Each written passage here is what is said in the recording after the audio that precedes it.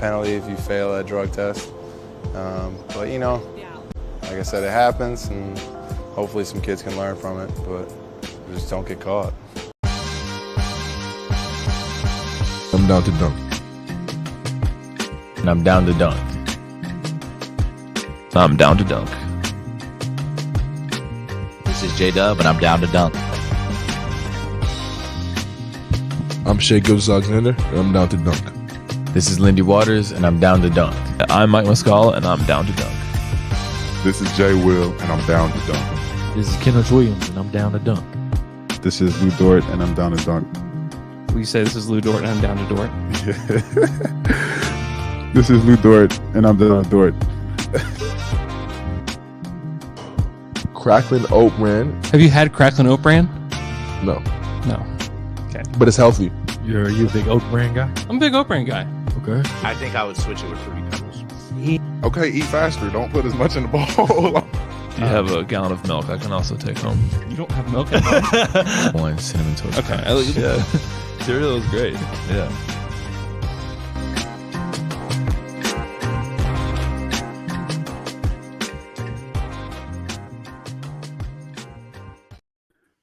Welcome to episode 2 of the Down to Dunk expansion draft / Koala Pod. Andrew did actually make YouTube thumbnails, and they looked very nice, but he sent them too late for the first one, so I'm continuing to use koala bear pictures for the rest of the week. So, by the way, yeah, the koala thing, I was thinking about it this morning while I was exercising. I said, well, I mean, maybe we should do more koala things, like do nothing, just eat, and don't worry about anything. That doesn't sound too bad. Yeah, there one aspect of the koala bears I forgot to talk about that someone reminded me of was that they have like one of the biggest accumulation of like toxic chemicals in them because of what they eat, which they use that to ward off predators, because predators don't want to eat koala bears because they're so nasty. Yeah. So they basically use their own stupidity as a survival advantage. Is it stupidity though? I don't. It's definitely doubling down on something that isn't necessarily smart. Okay. But okay, so on Monday. Well, actually, on the Monday pod, which we recorded on Sunday, we went through the Eastern Conference, and we selected our 8 players that we were going to protect for the upcoming Fry Pod expansion draft, and that was a blast. But it was actually pretty easy for most of these teams. However, the Western Conference, which we are doing today, is a lot more juicy. Not only because of the Oklahoma City Thunder, but there's several teams out of these 15 who you actually have to make some real decisions. So just as a reminder, some of the rules for the expansion draft, you can only protect up to 8 players. If you only have 7 players eligible to be protected, you still have to allow one of those guys to be unprotected. And you have to, or you can't like unprotect anyone who's going to be an unrestricted free agent the following summer, or who has a player option or has a team option. Those things have to be decided before the draft if they are then going to be eligible to be protected or not. So actually, I thought it'd be good to just give an example, and maybe I'll just use Oklahoma City as the example since everyone knows all of our players. But for instance, Davis Bertans, you can't even choose whether to protect or unprotect him because he has an early termination option, which I learned. Victor Oladipo, he's going to be an unrestricted free agent next summer, so you don't even get to choose whether to protect him or not. Isaiah Joe, JRE, Aaron Wiggins, they all have team options next summer, so you don't even get to choose. So those guys are by definition protected. Like the expansion teams can't draft those guys.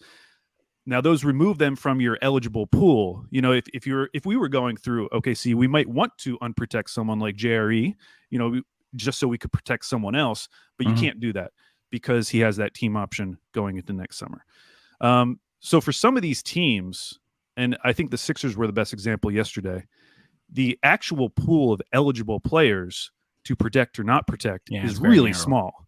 Yeah. Like for the Sixers, it was 6 guys, so they only could protect 5, unprotect 1. So we're going to go through the Western Conference, starting with the Denver Nuggets. Anything else, McKelly, before we get started?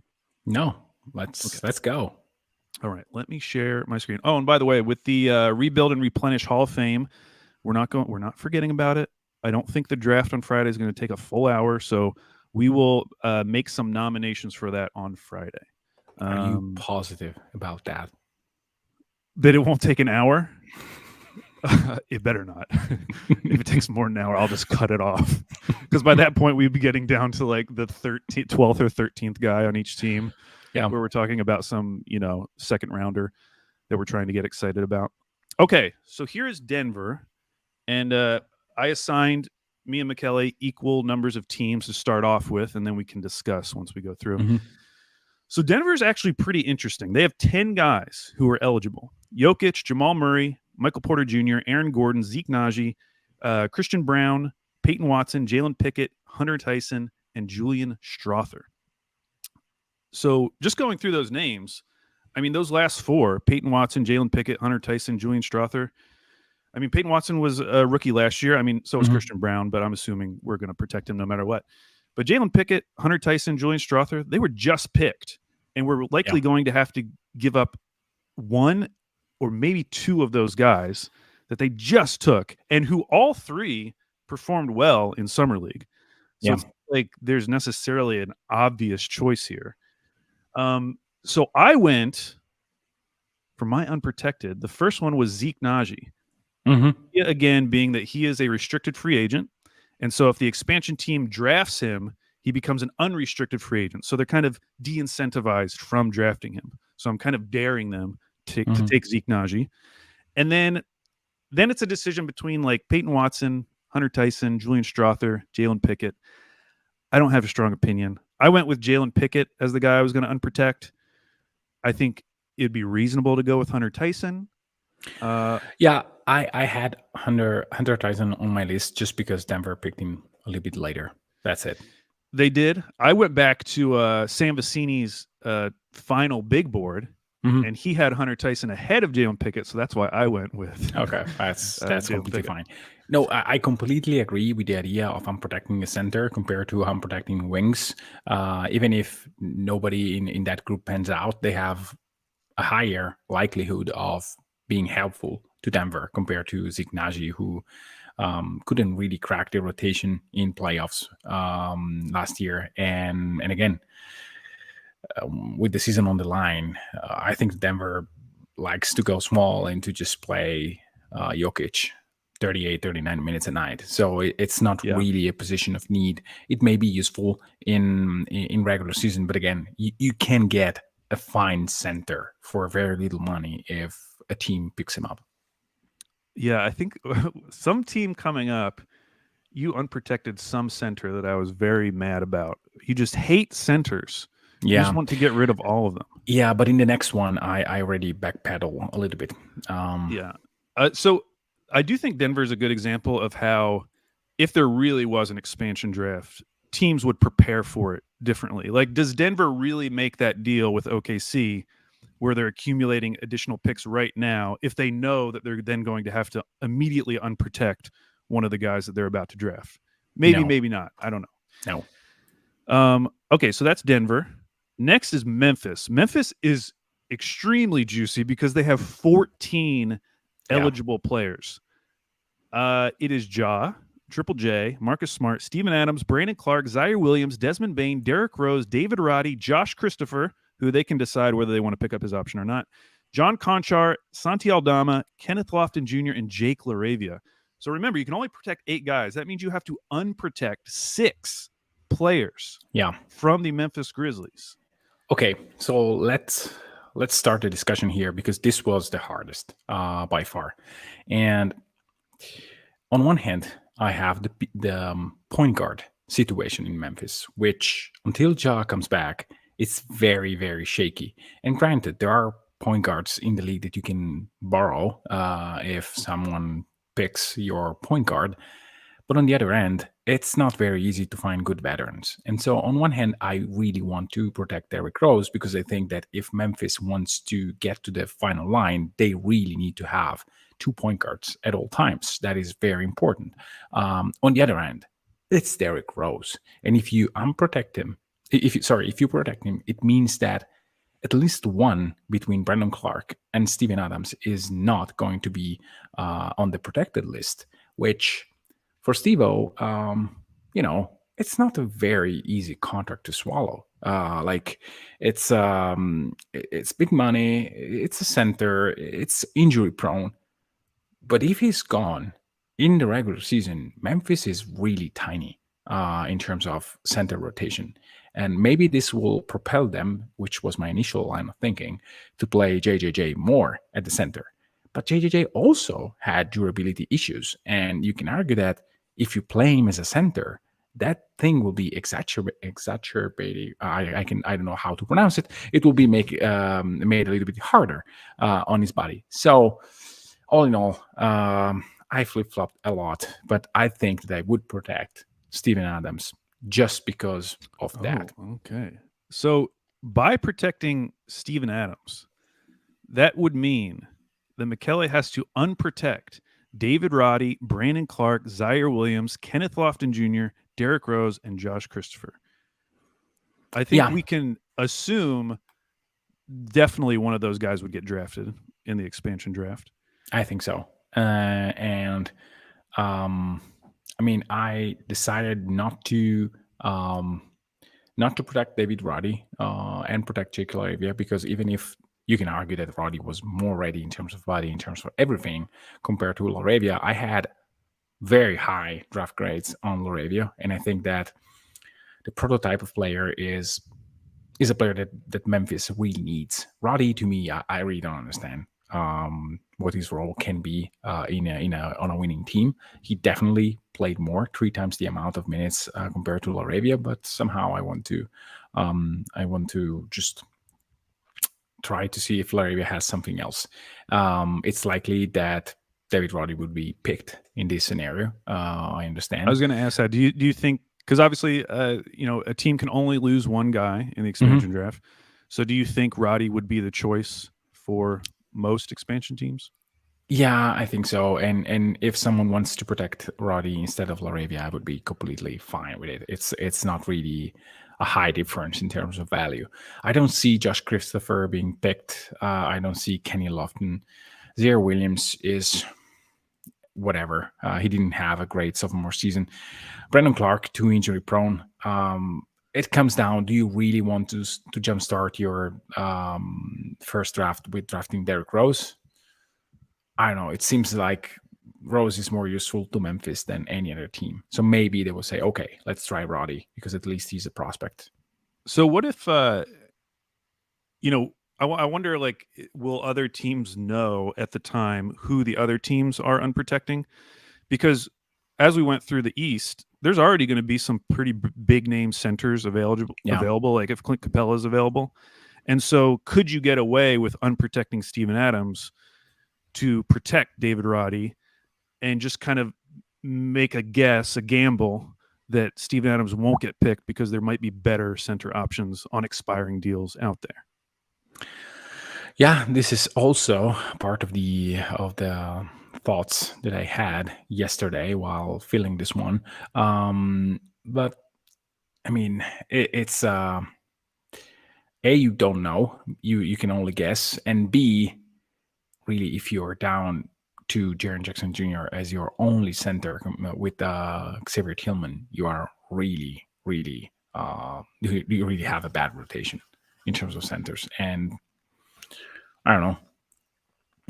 In the end, this seems to go against one of your fundamental beliefs, which is that you hate centers. I'm very surprised. I do. And again, for many teams, this is something that I will just go along and whatnot. But the health part of JJJ is the thing that scares me the most. And if he's not there, yeah, you can say, okay, you play Santi Aldama. Maybe. Not quite ready to do that. But all right, I'm going to leave it as is. So David Roddy is unprotected. The other interesting thing I think for Friday's pod is for a team like this, with like Memphis, who has 6 unprotected guys, and depending on how you feel, like 4 or 5 that might be interesting to an expansion team, how quick do you go to Memphis? Because you know that only one of those players can get drafted.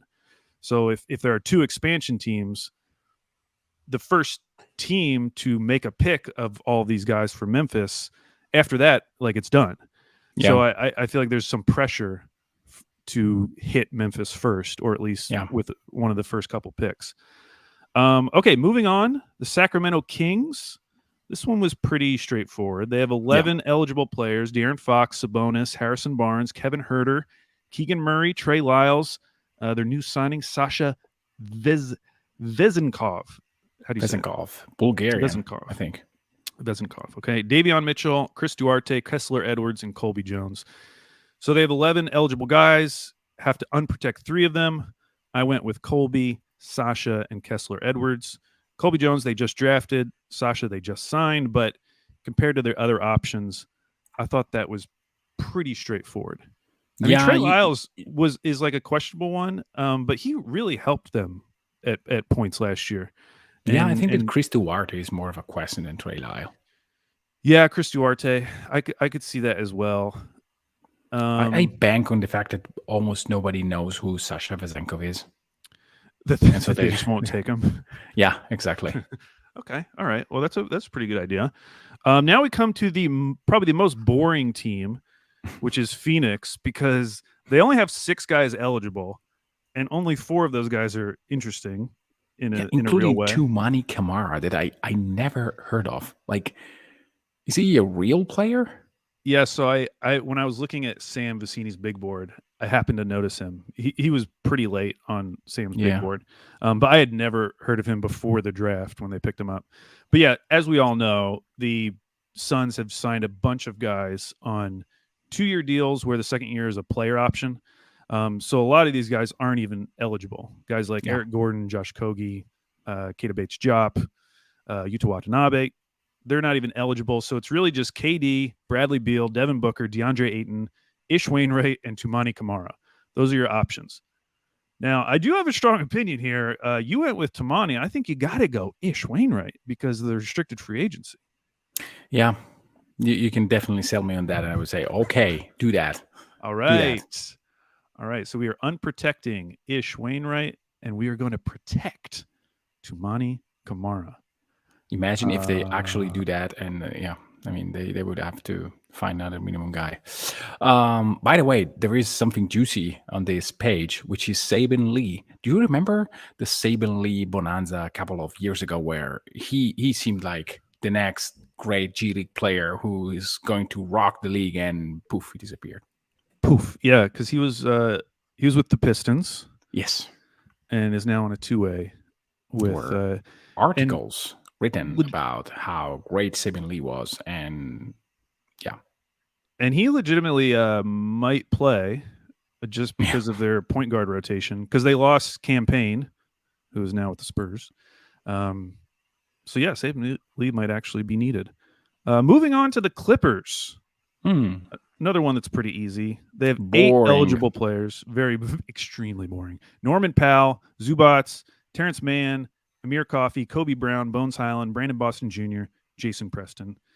The 2 obvious names are Brandon Boston Jr. and Jason Preston. Both of those guys are extension eligible, would be restricted free agents. So we're going to unprotect Jason Preston. Awesome. Somebody really wants him. He's going to become an unrestricted free agent if they draft him. I think the Clippers are going to keep all of their guys. We haven't really had one yet where there's actually a decision about like trying to get rid of a contract. Like I was thinking Norman Powell, like if it was a different owner, would the Clippers be tempted to unprotect Norman Powell just to see if they could get off of his contract? He's too good for that in the context of the Clippers, I think. Yeah. Like, yeah, they can, but Norm can play. It's more about the fact they don't ever have a playmaker that I mean, is reliable, or at least 2 playmakers. Right here. One they have. Yeah, I know. Russell Westbrook. By the way, when is it that we will revisit our very stupid takes that we did last year? We need to do a podcast, me, you, and Andrew, and revisit the fact that I said that Westbrook would have like a borderline all-star season, which It was probably not You, the worst take that they had that day. Maybe you were just a year early, because now he's been with the Clippers for a while. Maybe this is going to be the big re-breakout of Russell Westbrook. Yeah. Chances are because- I'm not taking that as my bold prediction, but who knows? Who knows? Double down on it. Golden State, mildly interesting. They have 9 eligible players: Steph, CP3, Wiggins, Draymond, Looney, Kuminga, Moody, and then their 2 draft picks from this year, Brandon Podziemski and Tracy Jackson Davis. So they have to unprotect one of the guys they just drafted, which is unfortunate for them. And it seems obvious they would unprotect the second round pick. So Tracy Jackson Davis, who knows? I mean, he could potentially get drafted in an expansion draft. Even though he went super late in that draft, it seems like the reason for that was because his agent was telling people, "Hey, don't draft him," and so that he could fall to Golden State. So, yeah, still, I mean, Podziemski is arguably the best prospect, and it doesn't make any sense to flip flop the two, and or to say, okay, let's gamble and leave there one of the other guys because they are definitely going to be picked. Yeah, but at least we're now getting into this range, especially with these a couple of these teams we've done so far, where there are like brand new players, like rookies, freshly drafted, that you could be excited about as an expansion team, even though they were like second round picks. A lot of these guys, just to have rookies on rookie scale deals, like that's something for an expansion team. Yeah, exactly. It's a free draft pick, even if it's a second rounder. Similarly, with the Los Angeles Lakers, because they have so many guys who are ineligible. Like LeBron has a player option, Anthony Davis early termination option, D'Angelo Russell player option, Jared Vanderbilt, Taurean Prince, both unrestricted free agents next year. So it only comes down to Rui, Austin Reeves, Gabe Vincent, Jalen Hood-Schifino, Max Christie, and Max Lewis. And for me, it comes down to Max Christie or Max Lewis. I could be sold on Max Christie just from the standpoint that he's a restricted free agent, but he was really good in Summer League. And I feel like they wouldn't even want to risk the chance that they could lose Max Christie, who's already been in their organization for a year. So unprotected Max Lewis, which again, a nice option for an expansion team. I think me and Andrew did even Thunder of the Dark episode on him. Nice player, interesting prospect. I mean, will he pan out? Not sure, but it's a gamble that I would take. Just pick him up and see. Again, those are second rounders, and if you can fill your roster with a couple of veterans, a few players that maybe can play in an NBA team, and you have second rounders, that's a great recipe for like starting the development process and also losing a lot of games, which is exactly what those expansion teams will do for the first couple of years. Yeah, I'm very interested to see, maybe not so much on the Fry Pod, but just in general, like how everyone would kind of sort through all of these second rounders in terms of who they would target first if they were an expansion team, who they would be prioritizing first. Yeah. Minnesota. Okay, this is the one where you did something, Michele, that I think is going to upset a lot of people. It upset me when I saw it. I don't know if you still believe in this, but Minnesota has 11 eligible players: Rudy Gobert, Cat, Anthony Edwards, Naz Reid, Shake Milton, Nickeil Alexander-Walker, Troy Brown Jr., Jaden McDaniels, Wendell Moore Jr., Josh Minot, and Leonard Miller, which means you have to unprotect 3 of those guys. Yeah. And Michele, you unprotected Wendell Moore Jr., Yeah. Troy Brown Jr., and Naz Reid. Yes. Why? Exactly. They have over too many Josh centers. Minot? Yes. But he would definitely get taken. Sure. Great. Awesome. Exactly. Wow. Fantastic. This Why? Is exactly. I mean, Why do in you this hate case, center so much? He's not even like a. I mean, I understand when you just want to unprotect like complete non-shooting centers. Like Naz Reid does offer you a lot Yeah. more versatility than your average like Clint Capella, Steven Awesome. Adams. Sweet. I don't want to have any center to play alongside Carl Anthony Towns. You don't It's want to already have any bad. center in the league. It's already bad that they have to share the court. To me, if you have another center there, it really cramps their rotation. They have 2 elite centers, or at least paid like elite centers. You don't need absolutely anybody else at that position. I don't care. Like they didn't pay anything in terms of draft capital. They just, for reasons that go behind my comprehension, they just signed him. So What? Yes, they, but like, they will why? get a TPE. They will be available. There will be guys available in trades. And I mean, Minot is John Hollinger favorite. So I said, okay, let's protect someone else. You can convince me that you can flip-flop Trey Brown and Josh Minot. That's fine. Do that if you like. I don't have or stones. Shake Milton. I mean, No, these are guards. These are players that are actually useful. yes, but okay. If you're the Wolves and you see this glut of centers, would you rather pursue a Karl Anthony Towns trade to get whatever you're going to get back in that trade, or would you just want to give away your third center in Naz Reid? You're just giving him away. Yeah. McKellar, I don't know if I can allow you to do this. Okay.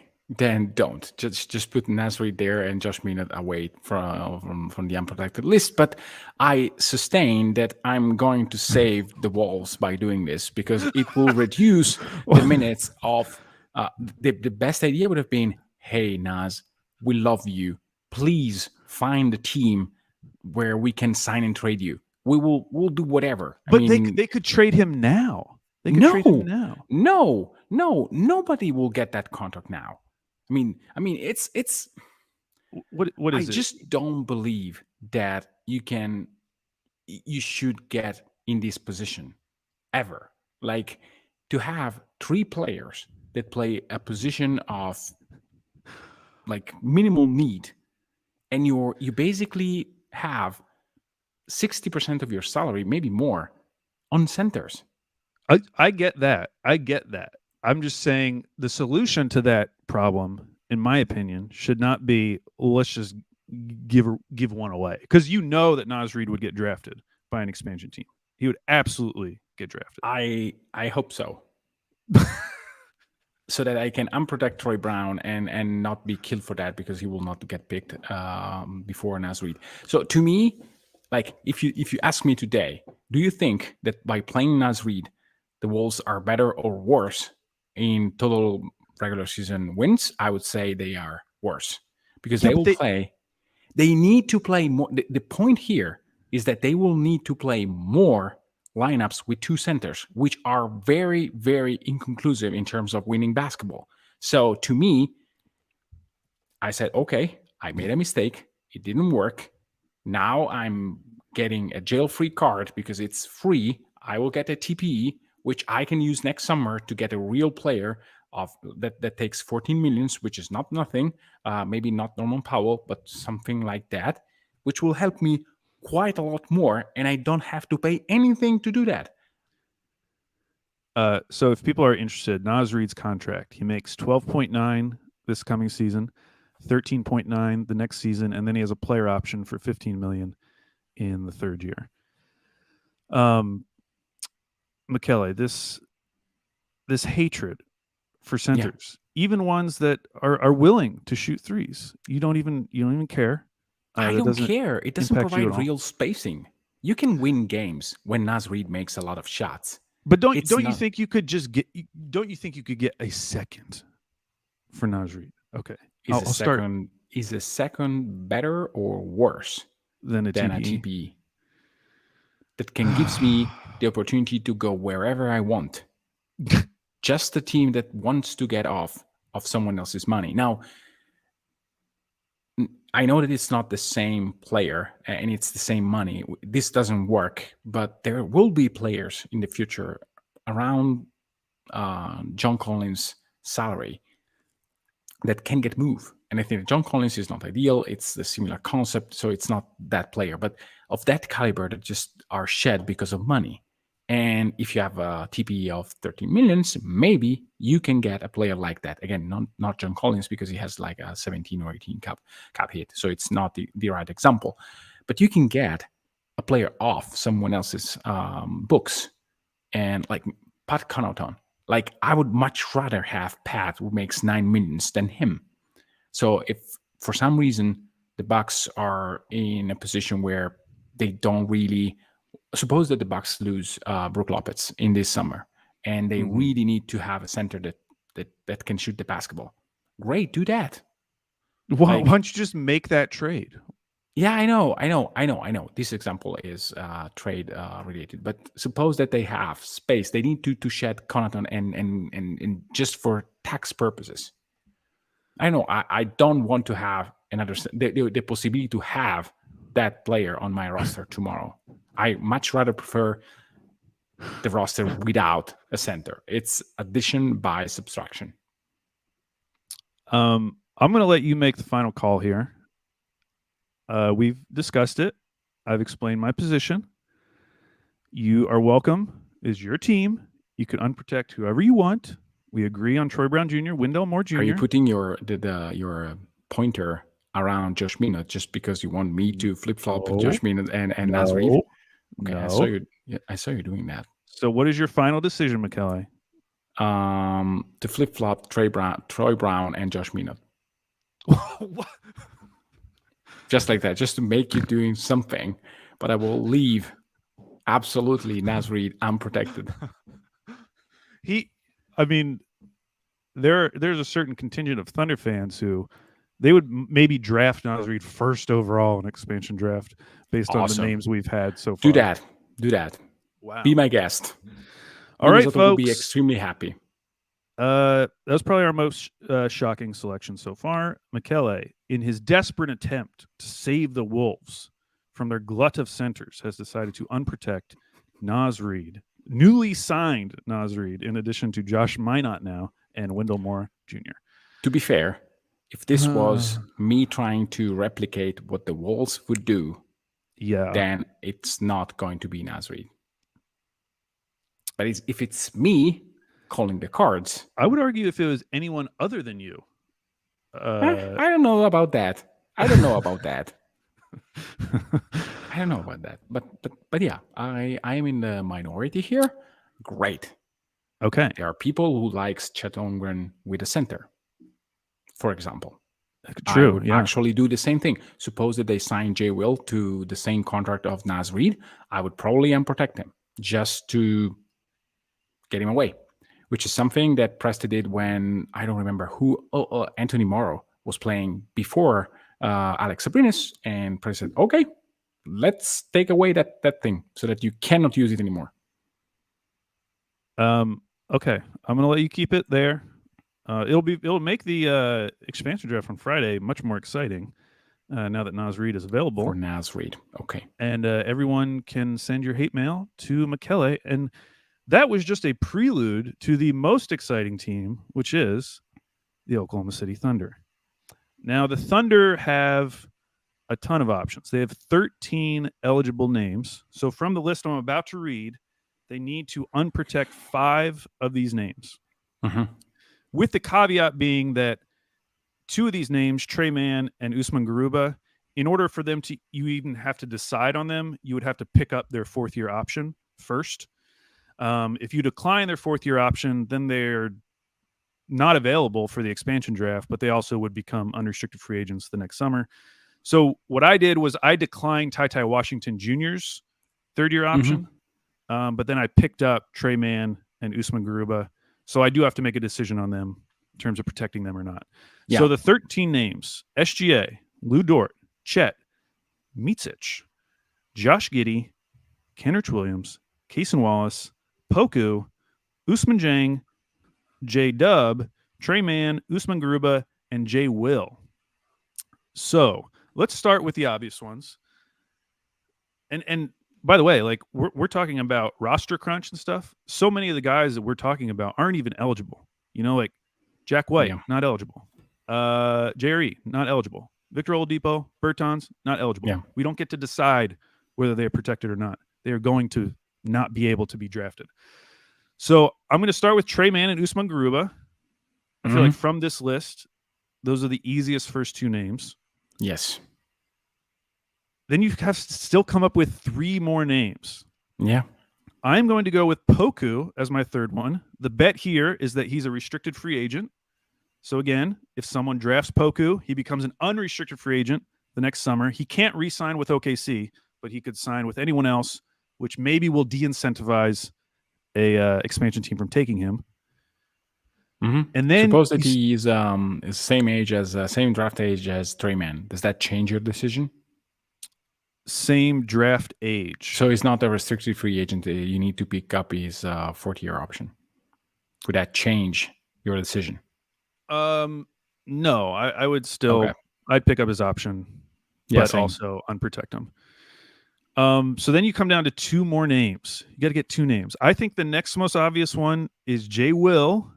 As much as it hurts, I mean, we like Jay Will, but I think he's the fourth option, and you still need a fifth option from these names: SGA, Dort, Chet, Micic, Giddey, Kenrich, Kaysen Wallace, and Usman Jang. You just have to pick one of those guys. And both me and Michele agreed that the fifth name should probably be Vasilij Micic. Just because we're more invested in these other 8 names. So the names that we are protecting: SGA, Lou Dort, Chet, Josh Giddey, Kenrich, Kaysen Wallace, Usman Jang, and J-Dub. I think there's maybe an argument for Kenrich if you like really love Micic or one of the other players that we unprotected. But yeah, I felt like Micic was, by the time I got to it, was like the most obvious fifth choice. Yeah. To me, the argument here is that who is going to pick in this expansion draft and what they are about. They're about talent and or veteran leadership. Micic has surely talent, but he doesn't have veteran leadership in the NBA. So, for example, if we had to suppose that we unprotect a guy like Kenrich Williams, I think that he would be way more interesting for other teams because he's a strong cultural guy. Same with Steven Adams, which is exactly why I ended up protecting him, and not a guy like Naz Reid, who I'm going to be killed for, even if he's a more modern player, blah, blah, blah. And so to me, I'm protecting Micic. It's a really safe bet to make because in this case, there are two players which are way more interesting than him in terms of talent. Jay Will to me is not at risk. Maybe someone is enamored with his charge taking and stuff like that, but he's a center and it's very easy to look elsewhere. Trey Mann and Pokusevski are two guys who have the most talent, and Trey Mann, I think, would be the guy that you pick up because in the end, he is a baller. He's a guy that with the ball in his hands can create buckets, and I think that he would be way more interesting in a team where he has 30% usage rate. Would that be great for the team? I don't know, but you could get the best version of Trey Mann. And in an expansion team, I think that is the most important thing, like to get the best talent and to give him opportunity. And so to me, it's almost irrelevant if you unprotect Micic because it's not going to be picked. Pokusevski has some risks. Garuba, no. Jay Will, maybe, but it's, again, a low end in terms of risks. Because, I agree with that. And I think the deciding factor between Trey and Poku is that Poku's has the restricted free agency. So with Trey, you're guaranteed to get him for the following season. And at that point, who knows? If he like blew up with an expansion team, then he'd be extension eligible and you could keep him long term. Whereas Poku, if he's really good, like he would be an unrestricted free agent, and who knows? Poku could. Yeah, you have bird rights, I think. Someone else. Yeah, you do. But yeah. So no, I think that the guy who is going to be picked here is Trey Mann, and it's probably for the better. I mean, so I think yes, it's hard for OKC to make the list of the 5 guys that you unprotect, But on the other end, to me, it's pretty obvious that if that choice is made today, the Trey Man is the guy who is going to be picked, and you get all the other guys back. So just reading some comments, not to belabor the point, Michele, but going back to Minnesota real quick, was there any point when you were deciding I'm going to unprotect Naz Reid that you considered unprotecting someone like Rudy Gobert? Yeah. There was. Not Towns, but Gobert, yes. So I think the Towns still have the upside in terms of if you trade him, you have value. And so you don't unprotect a guy like that. With Rudy, I'm not sure for how much longer you could see him as an asset. Next season, for sure. If you ask me to bet today if Rudy Gobert will be an asset in two years, I would actually be a little bit more, I don't know. But if you put him out there today, you lose him immediately. Maybe. No, you lose it immediately. Same with Towns.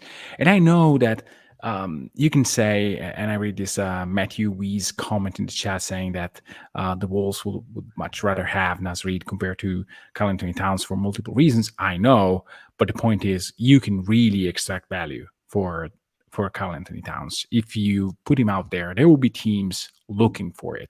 Maybe a team like Houston will say, okay, let's give you, Alperen Şengün and 2 picks for Karl Anthony Towns. For Naz Reid, if you can get a second, that is a great deal. I don't think you can snag a first-round pick for any center that it's not a starting center. And probably for many starting centers, you don't get a pick. So, like Steven, yeah, go ahead. Now I'm thinking about this more. Why not unprotect Rudy Gobert? Because it does. If you do think that he would get snapped up, because there is the component of this where, like, if you do unprotect him and he doesn't get picked, and now he's coming back to Minnesota knowing that he was unprotected, that would be a little weird. But if he was taken, it does that. I mean, that's like the ultimate get out of jail free card. I mean, you will take an initial hit in terms of on-court production, because I do still think Rudy is helpful on the court, but getting off of that contract long-term, I mean, wouldn't that be worth it?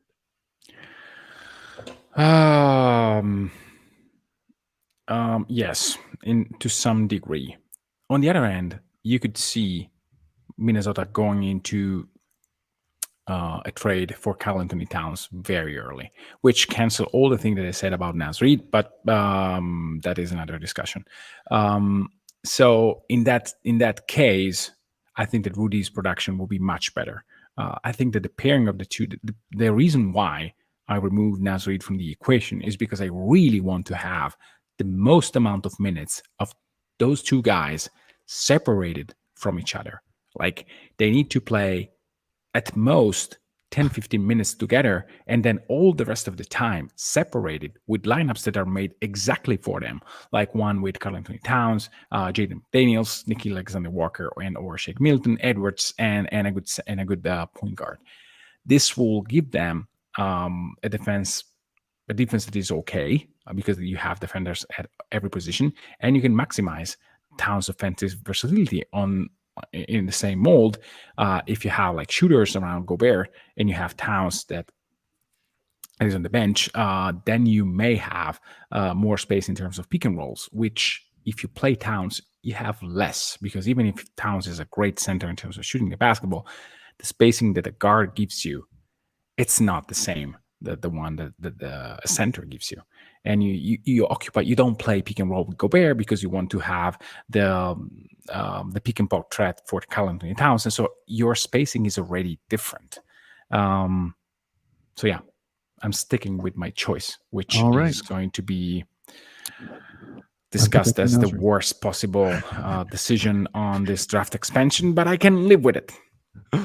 Okay, moving on to New Orleans. 10 players who are eligible: CJ, Zion, Brandon Ingram, Herb Jones, Larry Nance Jr., Dyson Daniels, Kyra Lewis Jr., Jordan Hawkins, Trey Murphy III, EJ Liddell.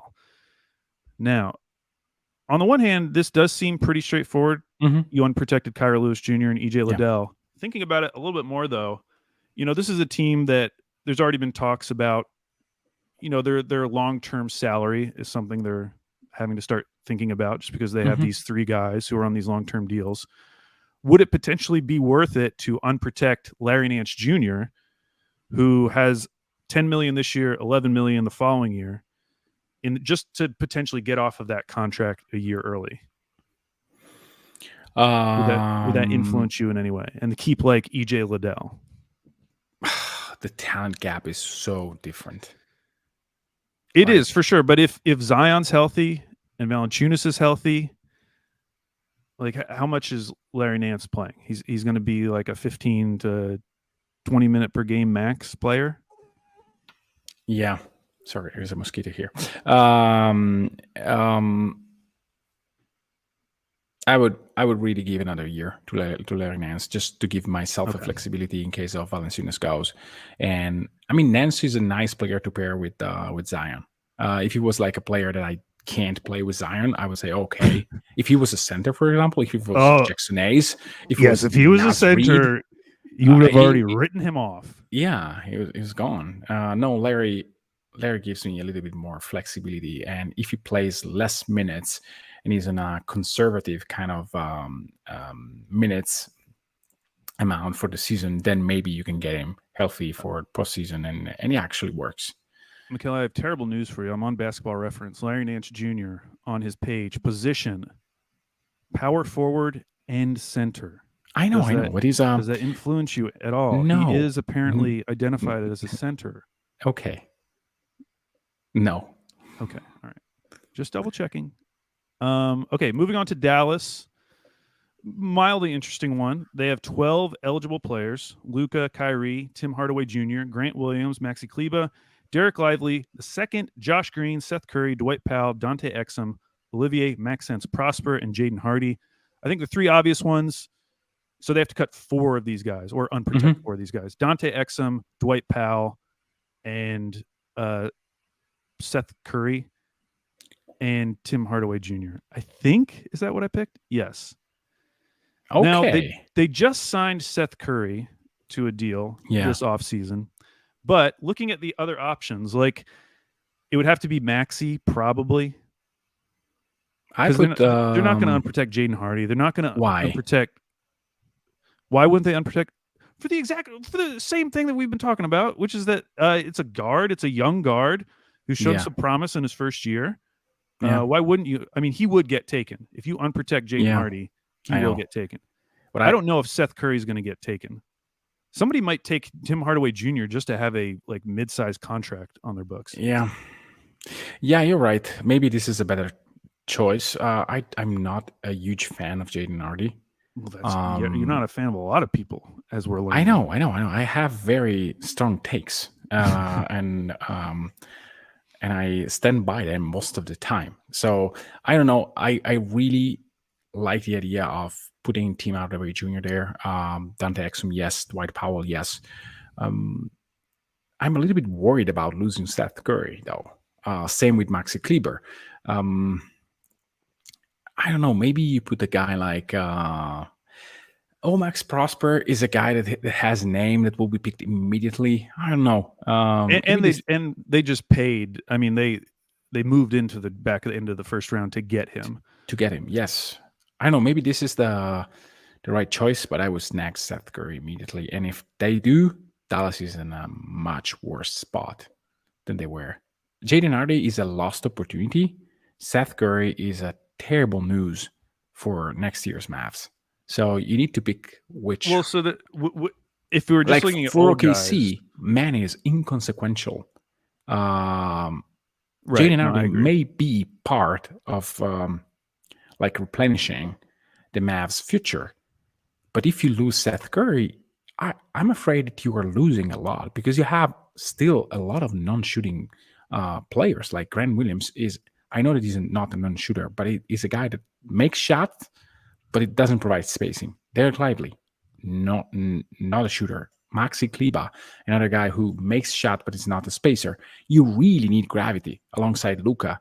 And Seth Curry, to me, is exactly what you need. So would you so you would swap Seth Curry for Jaden Hardy? This is what I did. But again, Because I I just don't think Jade Hardy's definitely getting picked. Whereas I think whether Seth Curry gets picked or not, I think that's pretty up in the air. Really? Yeah. yeah, we'll see. Let's stick with that and see if he lasts in your expansion draft. Okay. Because what is how? Let me look at Tim Hardaway's contract real quick. I believe it's 2 years remaining, but it's fully guaranteed next year. So you're essentially trading for an expiring $16 million contract for the 24-25 season. It's just like if you're an expansion team drafting Seth Curry, I mean, I guess he would help with development. And he's obviously on a very reasonable deal, but it's unlikely that you're flipping his tiny contract into anything. I don't know, maybe. I mean, a second. Like Yeah. I just look at Tim Hardaway where you could potentially trade that for another mid-sized contract that a team's trying to get off of. Yeah. In the same way that we were kind of talking about Nas Reed, if you had a By the way, $15 million in this space. game that me and you are playing, you can't pick Tim Hardaway Jr. Why just not? to prove the point.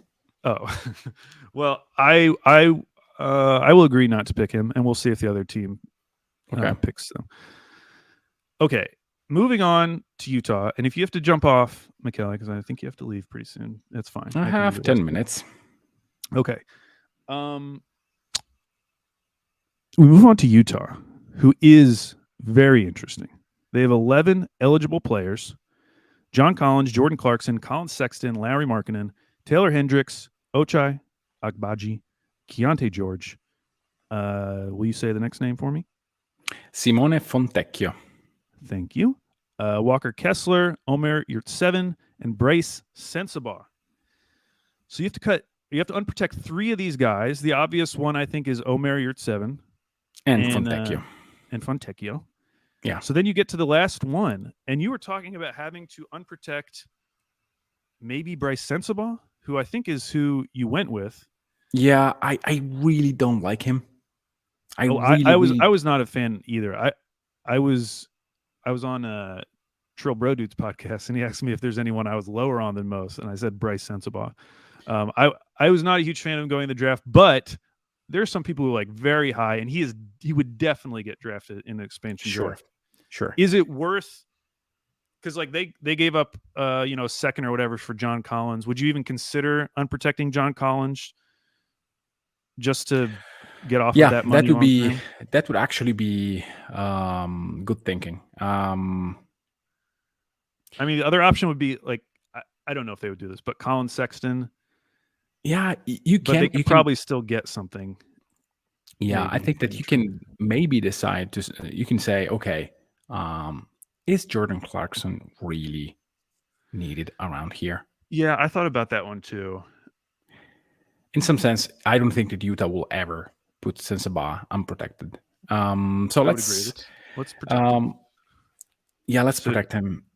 Do you think? I don't know between the. I mean, honestly, who is someone going to take John Collins? It's already been well established that Atlanta could not trade him for multiple years, and when they finally did trade him, all they got was a second. Is an expansion team going to fall over themselves to draft John Collins? And even if they do, you can argue. Is that big of a deal? Because it's not like you gave up that much. Yeah, let's do that. Let's do that. It's better. I think. Again, I'm not high on Sensabaugh, but this is something that I think Utah will do.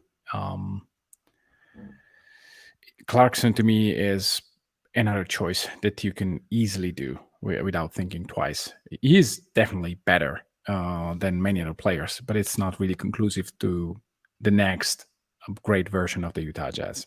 Yeah, so just comparing Jordan Clarkson, he makes 23.4 this year, and then 14 the next year, 14.2 the next year. In comparison, John Collins makes 25 this year, 26.5 the next year, and then a 26.5 player option. Yeah, it makes sense to. So that's 3 years, $75 million left. We'll see if he gets drafted. I think that's reasonable to unprotect him. Yeah, and you might still get to keep him. Okay, coming up next, Portland. This one was a little challenging just because of everything going on with Dame. This is going to look much different, we assume, in a couple months. Mm-hmm. But for now, the eligible players are Dame, Jeremy Grant, Anthony Simons, Nurkic, Matisse Thybulle, Scoot, Shaden Sharp, Nasir Little, Chris Murray, Keon Johnson, Jabari Walker, and Rayon Rupert. And I know I disagreed with you on this because I unprotected Keon Johnson. I think that was pretty obvious. Unprotected Matisse Thybulle. I felt like that one was pretty obvious. And then I decided to unprotect Yusuf Nurkic. Yeah. Oh, that was yours too? And then Jabari Walker. Now, I did go back and forth between Jabari Walker and we have Nasir the Little. same list. You know what? I just realized I did change mine after looking at yours because I kind of like talked myself back into it. I originally had Nasir Little unprotected over Jabari Walker. Yeah. But and I think it's a debate. I mean, Nasir Little's on a very reasonable contract. Jabari Walker's obviously on a reasonable contract. He was a second-round pick. Nasir Little he's missed at least 30 games every single season in his first 4 years. So there's definitely durability issues there. Jabari Walker is sort of interesting, but he doesn't really have any stretch capability. Talent gap between the two that even if he's injured a lot, Nasir Little is, I would protect him. And I don't think that anybody will sniff Jabari Walker in this case. Yeah, I mean, yeah, maybe you draft Thybulle. Like Thybulle is a perfectly fine player to have on your team. It's not. Yeah. I don't see him as a bad character and whatnot. He's a good defender. So again, maybe he will teach something to the young players.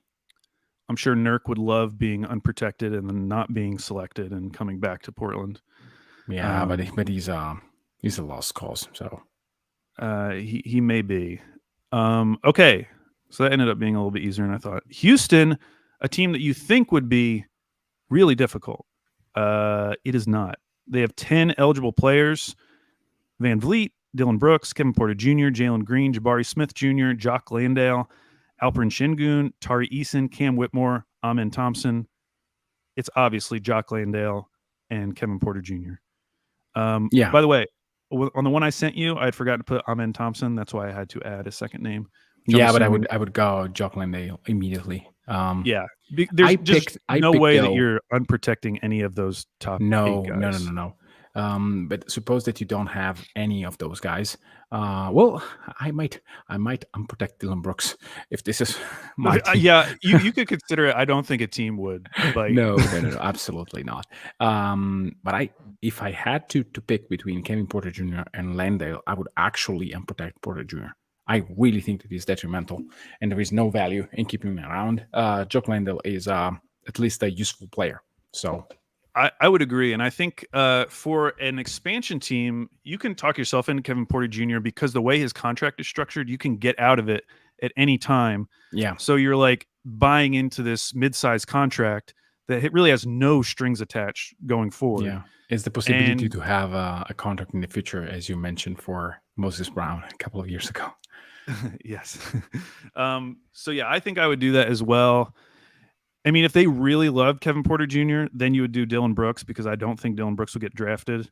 So you could get to keep KPJ. But I like the idea of getting rid of KPJ just so you can open up minutes for someone like Amen Thompson. And you don't have to worry about, like, do we need to continue to find minutes for Kevin Porter Jr.? So that one's pretty easy. The Spurs, they have 12 eligible, and they are our final one in the Western Conference. Keldon Johnson, Wembanyama, Devontae Graham, Trey Jones, Devin Vassell, Jeremy Sohan, Malachi Branham, Julian Champagnie, Blake Wesley, Charles Bassey, Sandro Mamu. I don't remember how to say his last name. Mamu Kelashvili. There it is. Mamu Kelashvili. And City Sissoko. Yeah. I think this one is pretty straightforward. Devontae Graham, Julian Champagnie, Charles Bassey, and Mamu. I am protected Trey Jones instead of Champagnie. Yeah, I know. I think that Champagnie has something. Something. Do you think he would be the most likely to be drafted out of these names? Yeah, I do. He's frisky. He's the better of the two, Champagnie, I think. If memory serves. And I don't know how likely it is that I mean, Trey Jones is a little bit boring. I don't know. But if they don't have Trey Jones, I feel like their guard rotation is exactly This is exactly my point. Just play CD Sissoko, Blake Wesley. I mean, Blake Wesley has to play. And if you don't have Trey Jones, that was actually part of my reasoning. Just put your guys, Malachi Branham, which is not really Branham, which is not really a point guard. Play Sohan as a point guard at all times. Play Vassell. To me, is actually removing a point guard so that you can you really need to play your guy. And I know Warner West in the chat. Trey Jones is really good. Okay, he's a decent point guard. He would definitely get drafted, especially for an expansion team. He's kind of like the Awesome. ideal like first expansion draft point guard for you. Yeah. But like for the Spurs, the point is developing. Is Trey Jones in the rotations for the Spurs when they are winning basketball games? No. But is Julian Champagny that you're so worried about? He's frisky. He's frisky. I just think, especially watching Summer League and how tough it was at times for Wembanyama, I think just having a steady point guard out there will be good for his development rather than immediately going to whatever crazy rotation you want to try. With Vassell and Sohan, to me. Jeremy Sohan as your backcourt. Okay. Fine. Okay. I've convinced you. Hey, I already gave you Naz Reid. I let you keep that. Okay. You have to let Trey Jones stay protected. Okay, so out of all the names in the Western Conference, we did this with the Eastern Conference. Who do you think would be the first pick from the Western Conference teams? I'm just kind of scrolling through them here. See if there's a name that jumps out to you. Could it be Trey Mann? Could it be Trey Mann? Could it be Naz Reid? Yeah, Max Lewis is a good name. Yeah, Max Lewis. I think that one of the Memphis guys. Yeah, maybe David Roddy, Brendan Clark. Zaire, if you want upside. Yeah, but if you want upside, you probably go Trey Mann before Zaire Williams as of today, I would say. Okay. Yeah, I would probably agree with that. Okay, so that brings us to the end of the Western Conference. On Friday, all of these names will be available to the two teams on the Fry Pod, and we will draft until we don't want to draft anybody else. You need to do at least 10. Yeah. We'll do at least 10. We'll also be choosing some more options for the Rebuild and Replenish Hall of Fame. So thank you so much to Michele Berra for joining us for these two podcasts. Well, thank you, Alex, for hosting and for giving me a ton of C for my Naz Reid choice. You're welcome. And just standing up for all the Naz Reid lovers out there. And so we'll be back on Friday with the Fry Pod crew. We still have to decide who our teams are going to be. I'm guessing I'm going to have to team up with Luke. So we'll see how that goes. I am not allowed to draft Tim Hardaway Jr. So we'll see if Taylor and Jay. Come on. Oh, no, you can't in the top 5. That's what it is as a rule. You can't in the top 5. Okay. So yeah, we'll be back on Friday. And until then, have a great rest of your week. Thank you for joining us.